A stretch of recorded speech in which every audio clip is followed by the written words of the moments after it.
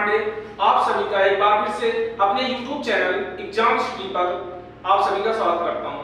जैसा कि बेटा आप जानते हैं कि हम आपको यहां से यूपी पॉलिटेक्निक एंट्रेंस एग्जाम 2023 की क्लास यहां पर दे रहे हैं और कल हमने एक नए सब्जेक्ट की यहां पे शुरुआत की थी, रसायन विज्ञान, और वहां पे मैंने जो चैप्टर उठाया था जो कि पॉलिटेक्निक ग्रुप ए में जो चैप्टर है क्या है, तत्वों का आवर्ती वर्गीकरण। क्या है लेसन का नाम? तत्वों का आवर्ती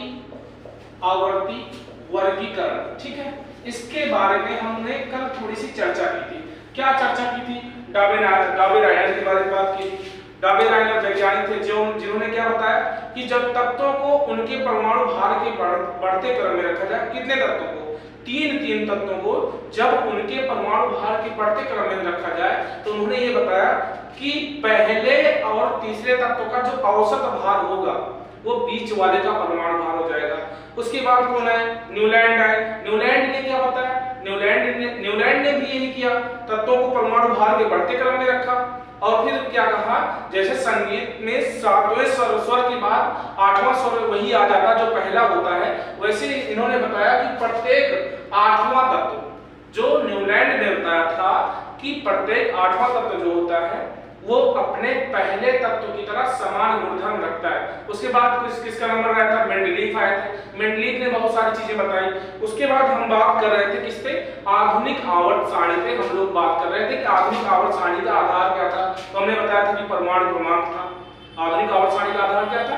परमाणु क्रमांक था। उसी परमाणु क्रमांक के आधार पर चीजें कैसे व्यवस्थित की गई, आज हम उसको टॉपिक को आगे बढ़ाएंगे। ठीक है, तो जैसे हमने बताया था बेटा कि जो आधुनिक आवर्त सारणी है वो 7 आवर्तों और 18 समूह में बटी है। ठीक है, 7 आवर्तों और 18 समूह में बटी है। मैंने बताया था बेटा कि आधुनिक आवर्त सारणी जो है 4 ब्लॉक में बांटी गई है। कौन कौन सा? एस, पी, डी और एफ। ठीक है, उसके बाद फिर बात आगे बढ़ रही थी कि यहाँ पर जो आवर्त होते हैं बेटा, जो आवर्त होते हैं इनमें कुछ यहाँ पे बताया गया कि जो पहला, दूसरा, तीसरा आवर्त होता है इन्हें हम लघु आवर्त कहते हैं, क्योंकि इसमें जो लघु आवर्त का मतलब क्या हुआ बेटा? जो पहला, यहाँ पे देखो, अगर यहाँ पे हम देखते हैं यहाँ पे कौन है बेटा? हाइड्रोजन है। दूसरा कौन सा है? यहाँ पे हीलियम है। उसके बाद lithium, beryllium, boron, carbon, nitrogen, oxygen, fluorine. उसके बाद यहाँ पे नियान है यहाँ पे। उसके बाद क्या आ जाएगा? यहाँ पे sodium, magnesium, aluminium, silicon, phosphorus, ठीक है, सल्फर, क्लोरीन। उसके बाद यहाँ पे आ जाएगा आर्गन। ठीक है, उसके बाद यहाँ पे क्या आ जाएगा बेटा? यहाँ पे पोटेशियम, यहाँ पे कैल्शियम। उसके बाद यहाँ पे बेटा स्कैंडियम। ठीक है, उसके बाद टाइटेनियम, बैंडियम, क्रोमियम। उसके बाद मैग्नीज आ जाएगा, मैग्नीज। उसके बाद यहाँ पे आयरन। ठीक है, आयरन। उसके बाद यहाँ पे क्या आ जाएगा बेटा? यहाँ पे कोबाल्ट, निकेल। उसके बाद यहाँ पे कॉपर। उसके बाद यहाँ पे क्या आ जाएगा? जिंक।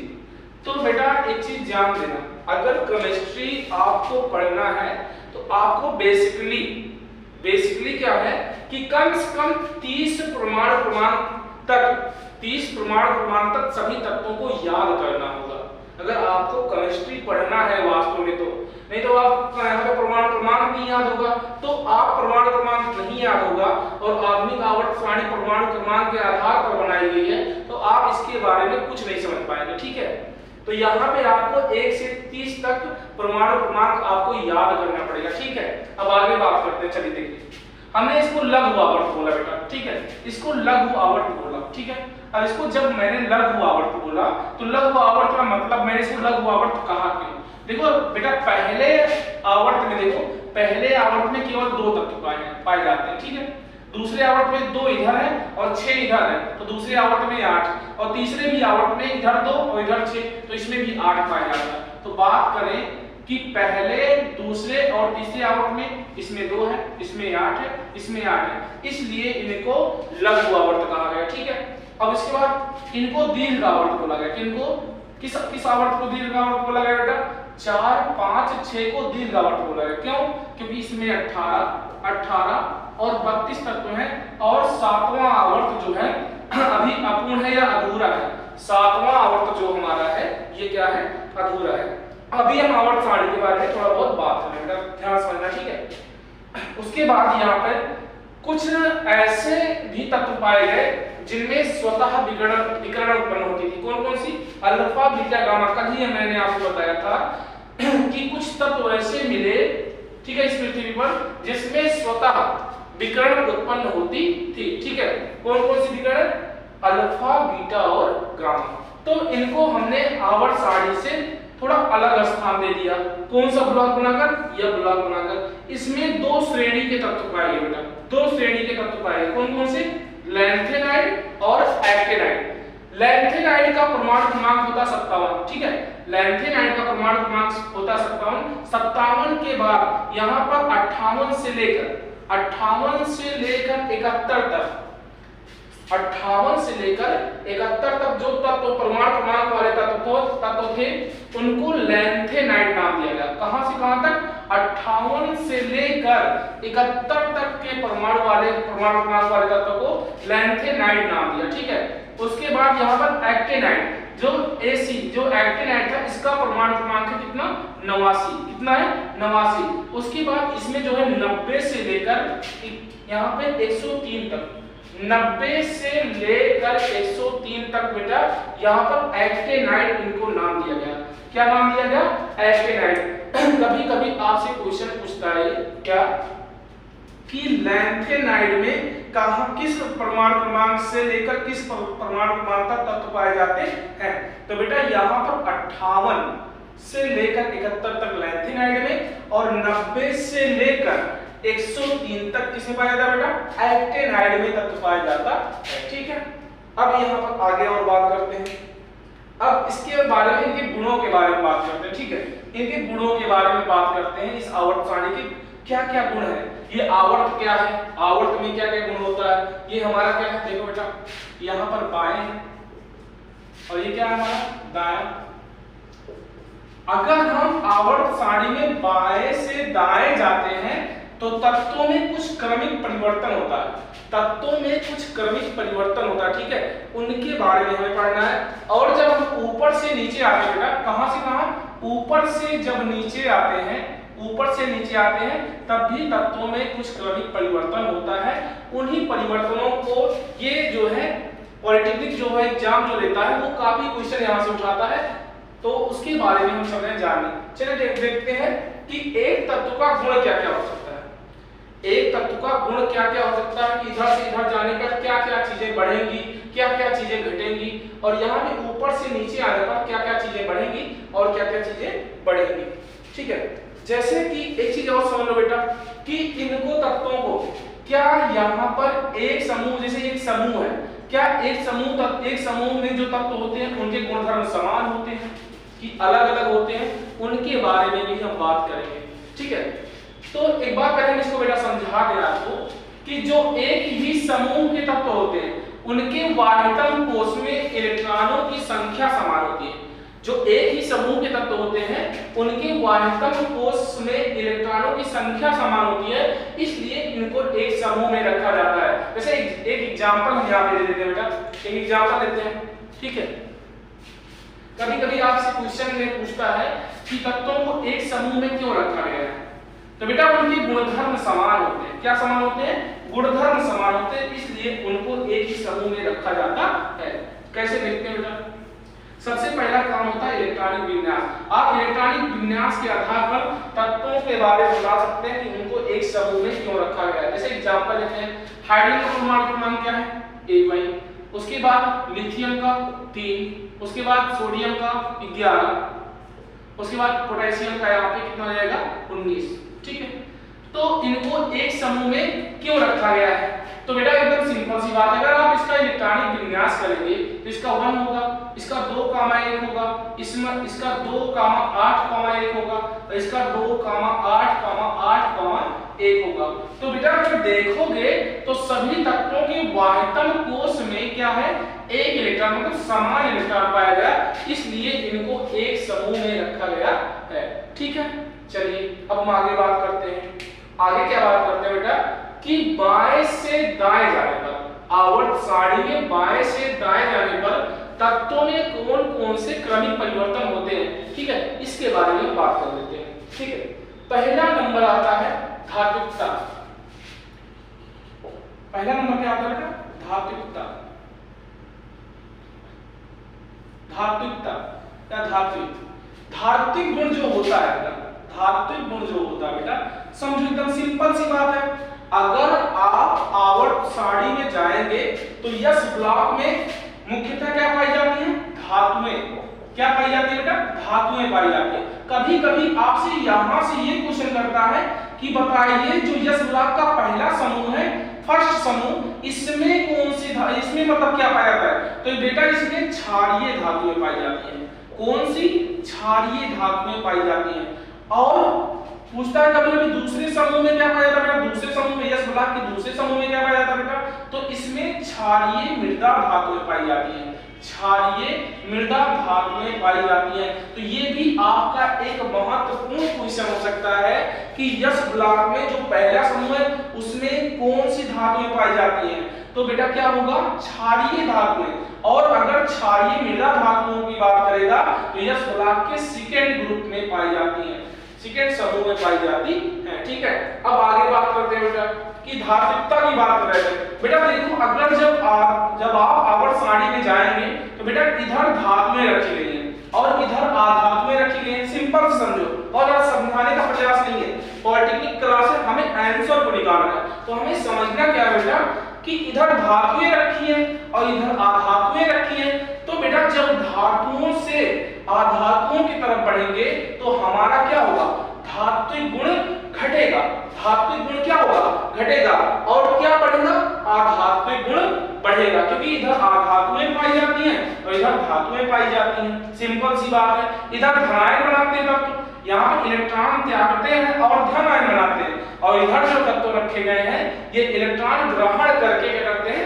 ऋण आयन बनाते हैं। इसलिए इसमें आधात्विक गुण पाया जाता है और इसमें धात्विक गुण पाया जाता है। ठीक है, अब धातु, इसमें धात्विक गुण के बारे में बात हो गई।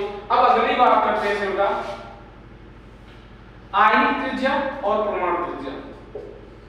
आयनिक त्रिज्या और परमाणु त्रिज्या। ठीक, परमाणु त्रिज्या बहुत सिंपल से चीजों को, बहुत ज्यादा कॉन्सेप्चुअल नहीं, हमें चीजों को समझना है। एग्जांपल के तौर पे चीजों को हम देखते हैं। ठीक है, क्या कि ये आयनिक त्रिज्या और परमाणु त्रिज्या, मेरा परमाणु आकार की बात यहाँ पे कर रहे हैं। तीनों चीजों की बात करते हैं। परमाणु आकार, परमाणु आकार, परमाणु आकार। ठीक है, इन तीनों चीजों में बेटा अगर आप बाएं से दाएं जाएंगे तो ये तीनों चीजें घटेंगी। तीनों चीजें क्या होंगी? घटेंगी, कम होंगी। क्यों बेटा? अगर हम परमाणु त्रिज्या की बात करें, परमाणु त्रिज्या की बात करें तो यहाँ पे ये बात समझो कि जो इधर तत्व है, ठीक है, इधर तत्व जो धातुएं होती हैं उनका आकार क्या होता है? बड़ा होता है। जो धातुएं होती हैं उनका आकार बड़ा होता है, इसलिए वहां से इलेक्ट्रॉन निकालना आसान होता है, क्योंकि जो नाभिक का जो फोर्स होता है, जो न्यूक्लियर फोर्स होता है यहाँ पे, वो कम लगता है इसमें धातुओं में अंतिम इलेक्ट्रॉन पर, इसलिए यहाँ पे इलेक्ट्रॉन निकालना आसान होता है। क्यों? क्योंकि इनका जो परमाणु आकार होता है बड़ा होता है। और जब आप इधर आते हैं तो इनका परमाणु आकार संकुचित हो जाता है, मतलब छोटा हो जाता है। नाभिक जो है ज्यादा बल से इलेक्ट्रॉनों को अपनी तरफ खींचता है। इससे क्या होता है कि इनका आकार क्या होता है? छोटा होता है। जब इनका आकार छोटा होता है तो सिंपल सी बात है कि इनकी परमाणु त्रिज्या, अगर भाई मैं कह दूं इधर परमाणु बड़ा है, सिंपल सी बात समझो, इधर मैं कह दूं परमाणु का आकार जब बेटा बड़ा होगा, परमाणु का आकार बड़ा होगा, तो परमाणु त्रिज्या अगर मान लें यहाँ पे सिंपल तरीके समझे तो यहाँ पे परमाणु त्रिज्या क्या होगी? बड़ी होगी। अगर इधर परमाणु आकार क्या होगा? छोटा होगा। तो सिंपल सी बात है परमाणु त्रिज्या क्या होगी? छोटी होगी। तो जब हम बाएं से दाएं जाते हैं बेटा तो वहां पे जो परमाणु त्रिज्या होती है, परमाणु आकार क्या होता है? छोटा होता है या कम होता है। और आगे बात करें आयनिक त्रिज्या की, तो बेटा आयनिक त्रिज्या का मतलब होता है जब यहाँ पे धातुएं क्या होती है? इलेक्ट्रॉन निकालने में इनको आसानी होती है। तो इसमें क्या होता है, आयन जो ज्यादा बनते हैं और इधर क्या होता है, आयन यहाँ पे कम बनते हैं। तो इधर क्या होता है, इनकी आयनिक त्रिज्या भी क्या होती है, कम होती है। इनकी आयनिक त्रिज्या क्या होती है, कम होती है। तो बेटा इस बात को समझ लो कि धात्विकता कम होती है, आयनिक त्रिज्या कम होती है, परमाणु आकार, ठीक है, परमाणु आकार भी यहाँ पे कम होता है, ठीक है, और क्या चीजें ये कम होती है, ठीक है। अब हम बात कर लेते हैं कि जब हम बाएं से दाएं आते हैं तो क्या चीज बढ़ता है, क्या चीज बढ़ता है, ठीक है, क्या चीज बढ़ता है। और एक चीज यहाँ पर घटने में एक चीज और आप जान लीजिए, ठीक है, आपसे ये क्वेश्चन कर चुका है, ये आपसे क्वेश्चन कर चुका है कि जब हम बाएं से दाएं जाते हैं साड़ी में तो बताइए इनकी जो प्रकृति होती है, प्रकृति क्षारीय प्रकृति या अम्लीय प्रकृति कैसी होती है, क्षारीय प्रकृति या अम्लीय प्रकृति कैसी होती है। बेटा सुनिए, यहाँ पर धातुएं हैं तो धातुओं में क्षारीय प्रकृति पाई जाती है और इधर क्या है, आधातुएं, तो आधातुओं में अम्लीय प्रकृति पाई जाती है। जो इनकी प्रकृति होती है ऑक्सीजन के प्रति, जो इनकी प्रकृति होती है इधर क्षारीय होती है, जो यहाँ पे धातुओं के ऑक्साइड होते हैं इधर क्या होते हैं, क्षारीय होते हैं, जबकि क्या होता है इधर क्या होते हैं, अम्लीय होते हैं। तो बेटा अगर तुमसे पूछा जाए कि बताइए बाएं से दाएं जाने पर धातुओं की प्रकृति कैसी होती है, अम्लीय होती है कि क्षारीय होती है। तो बेटा यहाँ पर बाएं से दाएं जाने पर जो तत्व होते हैं वो क्षारीय प्रकृति छोड़कर अम्लीय प्रकृति दर्शाने लगते हैं। तो क्या होता है, क्षारीय प्रकृति घटती है, क्षारीय प्रकृति जो होती है घटती है, ठीक है।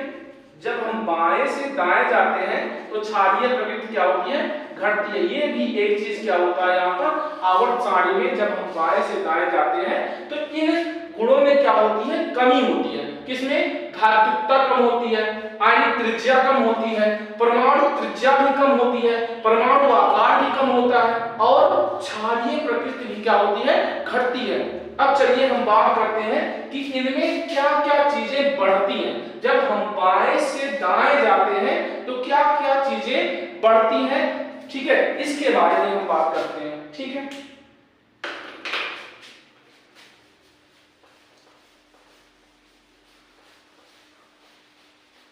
जब बेटा हम बाएं से दाएं जाते हैं तो चीजें बढ़ती क्या है, सुनिए। पहला है आयनन विभव, आयनन विभव, ठीक, आयनन विभव हो गया। उसके बाद दूसरा है संयोजकता, संयोजकता, ठीक है। उसके बाद यहां पर तीसरा है ऑक्सीकरण संख्या, ऑक्सीकरण संख्या, ठीक है। चौथा यहां पर घनत्व बात कर लेते हैं, घनत्व, ठीक है। और यहां पर पांचवा अम्लीय प्रकृति की बात कर लेते हैं, क्या कर देते हैं, अम्लीय प्रकृति की बात। उसके बाद और क्या है इसमें, और क्या सारी चीजें। तो अभी हम इतने चीजों पे बात करते हैं, ठीक है, कि क्या चीजें यहाँ पर बढ़ती है। बेटा समझो, यहाँ पर बाएं से दाएं जाने पर आयनन विभव पर क्या प्रभाव पड़ता है, ये पहले समझ लो। आयनन विभव होता क्या है, सिंपल तरीके से कि आयनन विभव होता क्या है। तो बेटा जो आयनन विभव है, जो आयनन विभव है बेटा, किसी भी परमाणु से, किसी भी परमाणु से उसके वाहितम कोश से अंतिम इलेक्ट्रॉन, जो उसका अंतिम इलेक्ट्रॉन हो, किसी भी परमाणु के वाहितम कोश से जो अंतिम इलेक्ट्रॉन हो उसको निकालने के लिए जो ऊर्जा की आवश्यकता होती है उसे आयनन ऊर्जा कहते हैं और इसी प्रक्रिया को हम आयनन विभव कहते हैं। इसी प्रक्रिया को हम क्या कहते हैं, आयनन विभव। एक बार फिर से बात समझ लो बेटा कि किसी भी परमाणु के वाहितम कोश से अंतिम इलेक्ट्रॉन निकालने के लिए जितनी ऊर्जा की आवश्यकता होती है वही उसकी आयनन ऊर्जा या वह प्रक्रिया आयनन विभव कहलाता है, ठीक है। हम आगे बात करते हैं बेटा, संयोजकता क्या है, संयोजकता। तो बेटा समझो कि संयोजकता के बारे में थोड़ा बात करना चाहिए बेटा, संयोजकता के बारे में। अभी इसका एक लेसन पूरा रखा है कि संयोजकता क्या होती है, कैसे सारी चीज होती है, लेकिन थोड़ा हम आपको यहाँ बताना चाहेंगे, ठीक है, कि बेटा संयोजकता जो है यश भुदाब की स्थिर है, ठीक है, स्थिर मतलब परिवर्तित तो नहीं होती है। जो यस ब्लॉक की जो संयोजकता या मैं ऑक्सीकरण संख्या दोनों चीज की बात कर रहा हूं, तो ये क्या होता है, परिवर्तित नहीं होती है। और जितने भी डी ब्लॉक की बात कर लूं, यहाँ पर पी ब्लॉक की बात कर लूं और यहाँ पर यह ब्लॉक की बात कर लूं, तो इसमें जितने भी ब्लॉक है तीन यस को छोड़कर सारे परिवर्ती संयोजकता दिखाते हैं। सारे कैसे संयोजकता दिखाते हैं, परिवर्ती संयोजकता दिखाते हैं। ठीक है, तो बेटा अब हम संयोजकता के बारे में बात करते हैं कि जब हम यहाँ पे जब हम ऑक्सीजन तक बढ़ते हैं, ठीक है, ऑक्सीजन तक बढ़ते हैं तो पहले हमारी संयोजकता जो है 1 से 7 तक बढ़ती है, धीरे धीरे क्रम वाइज 1 से 7 तक बढ़ती है। उसके बाद धीरे धीरे यहाँ से क्या होता है, घटती है। ठीक है, संयोजकता की बात कर ले और ऑक्सीकरण संख्या दोनों एक ही चीज है, थोड़ा सा अंतर है, उसको हम आगे बात करेंगे। ऑक्सीकरण संख्या और संयोजकता तो दोनों ही चीजें पहले 1 से 7 तक, यहाँ पे ऑक्सीजन तक पहले 1 से 7 तक बढ़ती है, उसके बाद क्रम से क्या होती है, घटती है। ठीक है, अब घनत्व, बेटा घनत्व की बात कर ले। बेटा घनत्व का मतलब क्या होता है, पहले ये बात समझ लो, घनत्व का मतलब क्या होता है। घनत्व का मतलब कुछ नहीं होता बेटा, ध्यान समझो। अगर मैं कह दूं एक कमरा है, एक कमरा, उस कमरे में 2 लोग हैं, ठीक है, दूर दूर बैठे हैं, तो इस कमरे का जो घनत्व होगा वो कम होगा, इस कमरे का जो घनत्व होगा कम होगा। अगर मैं कह दूं एक कमरा है, ठीक है, लोगों का घनत्व कम होगा और एक कमरा है उसमें 100 लोग बैठे हैं, ऐसे 100 लोग बैठे हैं, तो इसमें क्या होगा, इसका घनत्व जो होगा ये अधिक होगा। ठीक है, तो घनत्व का मतलब ये होता है कि कम जगह में, अगर ज्यादा जगह है कम लोग हैं तो उसका घनत्व कम है, और कम जगह उतनी है उसमें ज्यादा लोग आ गए तो उसका घनत्व क्या हो जाएगा, बढ़ जाएगा। ये बात समझिए। अब यहाँ पर क्या है, इधर परमाणु आकार बड़ा होता है, परमाणु आकार बड़ा है और इलेक्ट्रॉन संख्या उतनी है। ठीक है, तो यहाँ पर क्या होता है, घनत्व क्या होता है, कम होता है। घनत्व इधर क्या होता है, कम होता है, लेकिन इधर परमाणु संकुचित या छोटा होता है, तो इलेक्ट्रॉनों की संख्या यहाँ पर क्या होती है, बहुत पास पास होती है, इसलिए इधर घनत्व भी क्या होता है, बढ़ता है। और अगली बात करते हैं अम्लीय प्रकृति की। अम्लीय प्रकृति क्या होती है, बेटा अभी हमने बताया कि जितने भी आधार होते हैं, आधार क्या होगा, क्या करते हैं बेटा, आधार क्या करते हैं, ये अम्लीय प्रकृति दिखाते हैं। इनकी जो ऑक्साइडों के प्रति जो इनकी प्रकृति होती है वो क्या होती है, अम्लीय।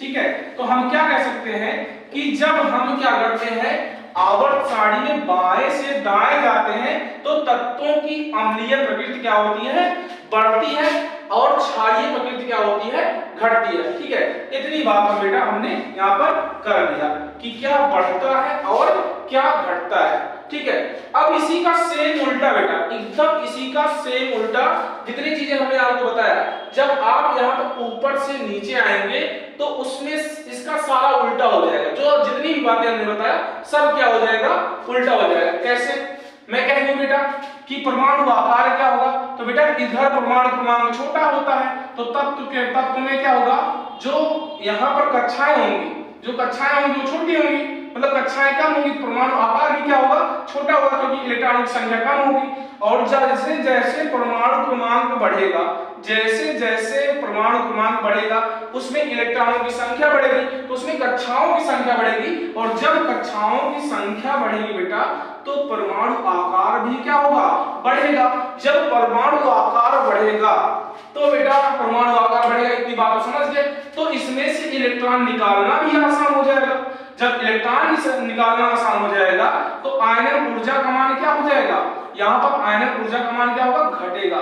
ऊपर से नीचे आने पर क्या होगा, आयनन ऊर्जा का मान क्या होगा, घटेगा। अगर मैं आयनन ऊर्जा की बात करूं, यहाँ पर आयनन विभव का मान, आयनन विभव मान की बात करूं, तो जब यहाँ पे परमाणु आकार बढ़ेगा, जब परमाणु आकार बढ़ेगा तो वहां पर इलेक्ट्रॉन निकालना क्या होगा, आसान होगा। और जब इलेक्ट्रॉन निकालना आसान होगा तो वहां पर आयनन ऊर्जा या आयनन विभव का मान क्या होगा, कम होगा।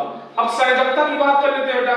संयोजकता भी क्या होगा, यहाँ पर इलेक्ट्रॉन निकालने के बाद यहाँ क्या होगा, जब इलेक्ट्रॉन आसानी से निकलेगा तो यहाँ पे संयोजकता क्या होगी, बढ़ेगी, और ऑक्सीकरण संख्या भी ऊपर से नीचे आने पर बढ़ेगी। ठीक है, और घनत्व की बात कर लेते हैं, घनत्व की। तो घनत्व बेटा क्या होगा, जब परमाणु आकार बड़ा होगा तो इलेक्ट्रॉनों की संख्या क्या होगी, उतनी ही रहेगी, लेकिन आकार जब बड़ा होगा तो बेटा घनत्व क्या होगा, कम हो जाएगा। और अम्लीय प्रकृति की बात कर ले, अम्लीय प्रकृति की। तो बेटा जैसे जैसे कोई तत्व बड़ा होता है, जैसे जैसे कोई किसी परमाणु का आकार बड़ा होता है तो वहां से इलेक्ट्रॉन निकालना आसान होता है। जैसे जैसे कोई परमाणु आकार बड़ा होता है तो वैसे वहां से इलेक्ट्रॉन निकालना आसान होगा, और जब इलेक्ट्रॉन निकालना आसान होगा तो उसमें कौन सा गुण पाया जाएगा? उसमें धातु का गुण पाया जाएगा। कौन सा गुण पाएगा? धातु का गुण पाया जाएगा। और धातु का गुण पाएगा, अगर कोई चीज धातु का गुण पाएगा तो उसकी प्रकृति कैसी होगी? क्षारीय होगी। उसकी प्रकृति कैसी होगी? क्षारीय होगी। तो यहाँ पर जब ऊपर से नीचे आते हैं तो धातुओं की ऑक्साइडों की जो प्रकृति होती है वो क्या होती है? क्षारीय। मतलब कौन सी प्रकृति घटती है? अम्लीय प्रकृति क्या होती है? घटती है। ठीक है, तो इतनी बात आप बेटा हमारी समझ गए होंगे। ठीक है, कुछ बातें और बताएंगे इसमें, इसके बाद तो बेटा इसके बारे में कुछ और थोड़ी बातें आपको बता दें। ठीक है, क्वेश्चन जो करता है यहाँ पर देखिए, एक बात समझना, बहुत ही इंपॉर्टेंट क्वेश्चन है। अब यहाँ से मैं आपको थोड़ा इंपॉर्टेंट क्वेश्चन निकालने का प्रयास करता हूँ। ठीक है, यहाँ पे क्वेश्चन पूछता है बेटा कि बताइए, यहाँ बताइए कि संक्रमण तत्व किसे कहते हैं? संक्रमण तत्व किसे कहते हैं? तो पहले मैं आपको बता दूं, संक्रमण तत्व यहाँ पर डी ब्लॉक के तत्व को संक्रमण तत्व कहा जाता है। डी ब्लॉक के तत्व को संक्रमण तत्व कहा जाता है। क्यों कहा जाता है इसके बारे में थोड़ा जान लेते हैं। देखो बेटा, इधर क्या है? धातुएं हैं। इधर क्या है? धातुएं। इधर क्या है?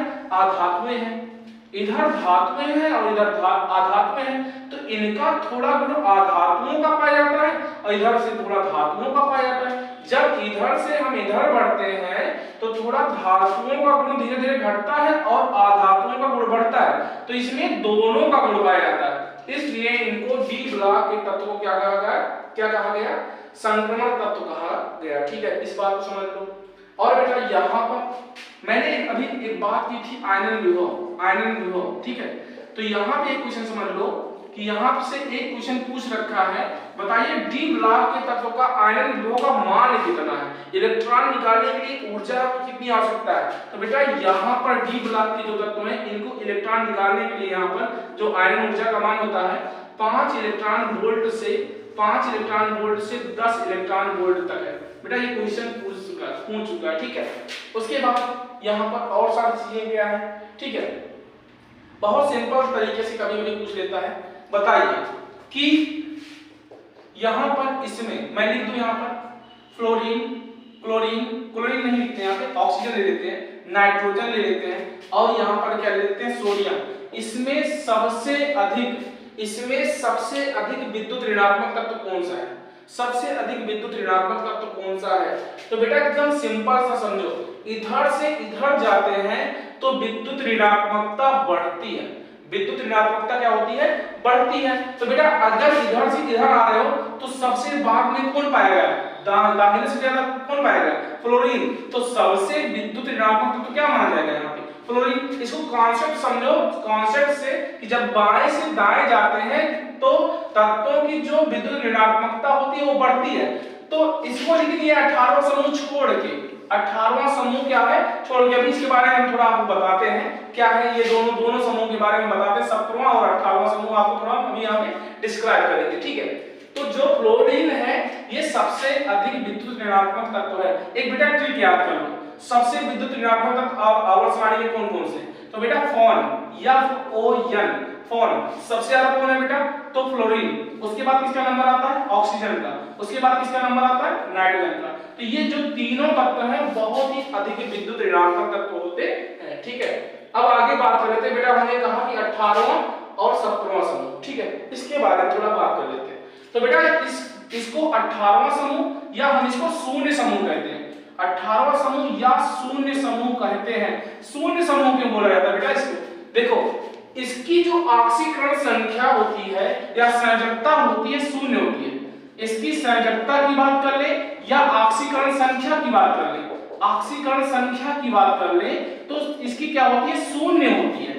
ये किसी से कोई मतलब नहीं रखना चाहता है। अभी इसको हम संयोजकता में इसको आगे पढ़ेंगे। ये किसी से कोई मतलब नहीं रखना चाहता, इसको किसी से मतलब नहीं। भाई ये अपना नौकरी लेके बैठ चुके हैं, इनका अष्टक जो होता है वो 8 कोष पूर्ण होता है। जो अक्रिय गैसें हैं या 18 समूह है, इन तत्वों का जो वाहितम कोश होता है वो पूर्ण होता है, पूर्ण। तो जो कोई चीज अपने आप में पूर्ण हो गया तो उसको किसी से कोई काम नहीं है, इसलिए ये शून्य समूह या 18वां समूह, इसको हम क्या कहते हैं, अक्रिय गैस बोला जाता है, अक्रिय गैस, या कहीं कहीं पे नोबेल गैस भी बोल दिया जाता है, नोबेल गैस भी बोल दिया जाता है, ठीक है, नोबेल गैस भी बोल दिया जाता है।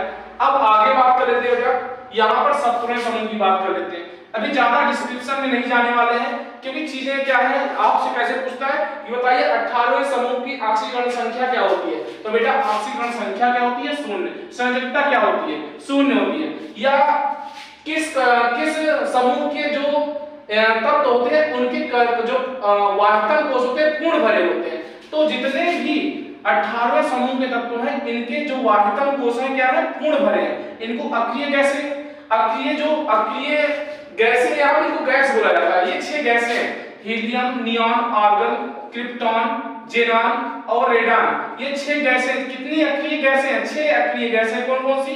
Helium, neon, argon, krypton, xenon और रेडॉन। इनके कक्षक पूर्ण भरे होते हैं, इनको किसी से कोई काम नहीं होता है। आगे बात कर लेते हैं 17वां समूह। बेटा जो 17वां समूह है आवर्त सारणी का, इसको हम हैलोजन समूह बोलते हैं या यक्ष समूह बोलते हैं। इनको यक्ष समूह या हैलोजन समूह कहा जाता है, हैलोजन समूह कहा जाता है।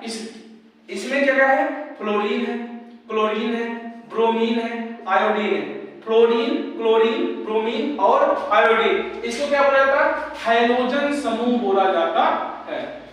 तो आज के लिए बस बेटा इतना ही, ठीक है। आगे हम कल इसके बारे में कुछ महत्वपूर्ण क्वेश्चन जो होंगे, इसमें कल मल्टीपल चॉइस क्वेश्चन करेंगे, जो भी पॉलिटेक्निक एग्जाम में क्वेश्चन पूछता है, ठीक है, पूरा एक्सरसाइज करवाने वाले हैं, ठीक है। तो आप हमारे चैनल को सब्सक्राइब करना ना भूलें, आप हमारे चैनल को सब्सक्राइब करें, लाइक करें, शेयर करें और अच्छे अच्छे कमेंट करें। हम आप सभी का धन्यवाद करते हैं इसी के साथ।